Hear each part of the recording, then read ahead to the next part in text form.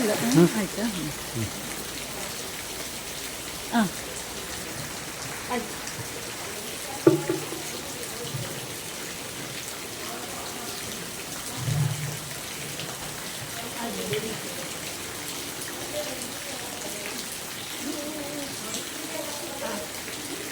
ಇಂದು ಉದ್ಘಾಟನೆಗೊಂಡ ಈ ನೂತನ ವೇದಿಕೆಯಲ್ಲಿ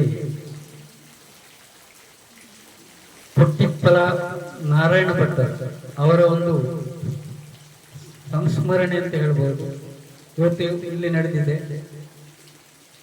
ಪೊಟ್ಟಿಪ್ಪಲ ನಾರಾಯಣ ಭಟ್ರು ನನಗೂ ಕೂಡ ಅವರನ್ನು ನಾನು ತುಂಬಾ ವರ್ಷದ ಹಿಂದೆ, ಸುಮಾರು ನನ್ನಂದಾಜಿ ಒಂದು 25 ವರ್ಷದ ಹಿಂದೆ ಅವರ ಪರಿಚಯ ಇದೆ ನನಗೆ. ಯಾಕಂದ್ರೆ ನಾನು ಕೆಲಸ ಮಾಡುವ ಅಲ್ಲಿಗೆ ಅವರು ಬರ್ತಿದ್ರು. ಭಜನ ಮಂದಿರದ ಒಂದು ಇನ್ವಿಟೇಷನ್ ಅವರು ತಗೊಂಡು ಬರ್ತಿದ್ರು.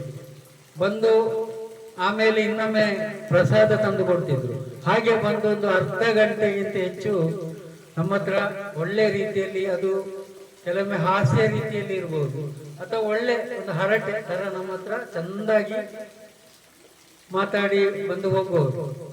ಹಾಗೆ ಸುಮಾರು 1 ವರ್ಷಕ್ಕೆ 2 ಸಲ ಬಂದು ನಮ್ಮನ್ನು ಭೇಟಿಯಾಗಿ ಒಳ್ಳೆ ರೀತಿಯಲ್ಲಿ ನಮ್ಮಲ್ಲಿ ಅಲ್ಲಿ ನಮ್ಮ ಕೆಲಸಗಾರರೆಲ್ಲ ಒಟ್ಟಿಗೆಲ್ಲ ಚಂದ. ಅದು ಹೇಗಂತ ಈಗಲೂ ನನಗೆ ಅದು ಆವತ್ತಿನ ನೆನಪು ಈಗಲೂ ನನಗಿದೆ. ಅವರು ಈಗಲೂ ಕೂಡ ಈ ಫೋಟೋ ನೋಡುವಾಗ ನನಗೆ ಅವರು ನಮ್ಮ ಎದುರೇ ಬಂದು ನಿಂತ ಹಾಗೆ ನನಗೆ ಅನಿಸ್ತದೆ. ಹಾಗೆ ಅಂತ ಒಂದು ಒಳ್ಳೆಯ ಸರಳ ಹಾಗೊಂದು ಅಶು ಕವಿ, ಅಷ್ಟು ಅವರ ಕವಿಯ ಅದನ್ನು ನಾನು ತಿಳ್ಕೊಂಡದ್ದು ಮಾತ್ರ ತುಂಬಾ ಲೇಟ್ ಆಗಿದೆ. ಅವರು ಹೇಳ್ತಾ ಇದ್ರು ನಮ್ಮ ಹತ್ರ ಮಾತಾಡುವಾಗ, ಪುಸ್ತಕಗಳನ್ನು ತೋರಿಸಿದ್ದಾರೆ ಅವರು ಬರೆದ ಕೆಲವೆಲ್ಲ ಪುಸ್ತಕಗಳು, ಭಜನೆ, ಮುಖ್ಯವಾಗಿ ಭಜನೆ ಅವರದು, ಅದನ್ನೆಲ್ಲ ನಮಗೆ ತೋರಿಸಿ ಹಾಗೆ ಮಾತಾಡಿ ಹೋಗ್ತಿದ್ರು. ಹಾಗೆ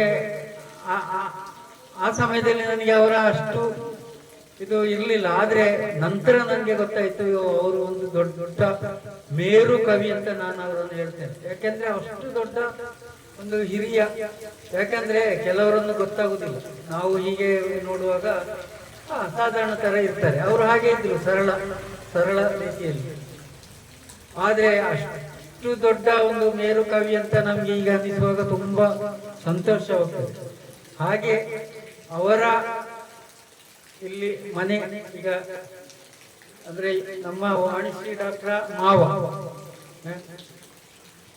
ಅದರ ನಂತರ ಇಲ್ಲಿ ಸ್ಮರಣೆಗೆ ನನಗೊಂದು ಬರುವ ಯೋಗವು ಕೂಡ ಡಾಕ್ಟರ್ ಮಾಡಿದ್ದಾರೆ. ಹಾಗೆ ಇದಕ್ಕೆ ನಾನು ತುಂಬಾ ಕೃತಜ್ಞನಾಗಿದ್ದೇನೆ. ಹಾಗೆ ಎಲ್ಲರಿಗೂ ನನ್ನ ವಂದನೆಗಳನ್ನು ತಿಳಿಸಿದೆ.